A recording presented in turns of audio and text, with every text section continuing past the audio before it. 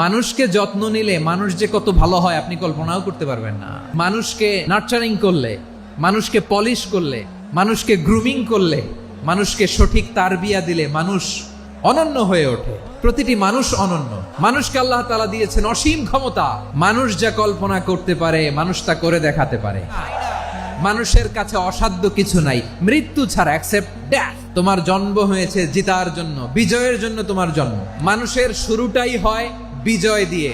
ওই 20 কোটি শুক্রাণুর প্রতিযোগিতায় সবাইরে পেছনে ফেলে সেদিন আমি সফল হয়েছিলাম, সেদিন আমি বিজয়ী হয়েছিলাম। সেদিন আমি এত ছোট ছিলাম মাইক্রোস্কোপ দিয়েও আমার অস্তিত্ব টের পাওয়া যায় না। ওই কম্পিটিশনে যখন আমারে কেউ হারাতে পারে নাই, আল্লাহর জমিনেও আমারে কেউ হারাতে পারে না। হারার জন্য তোমার জন্মই হয় নাই, তুমি আসছোই জিতার জন্য।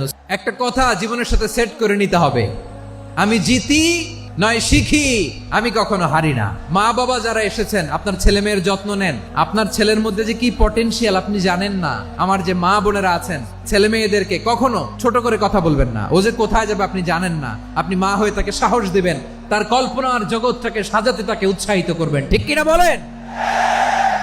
নৈতিকতা, মোরালিটি, ভ্যালিউজ দিয়ে নিজেকে সাজাও, ইসলাম দিয়ে নিজেকে সাজাও। কারণ আগামীর বাংলাদেশ ইসলামের বাংলাদেশ।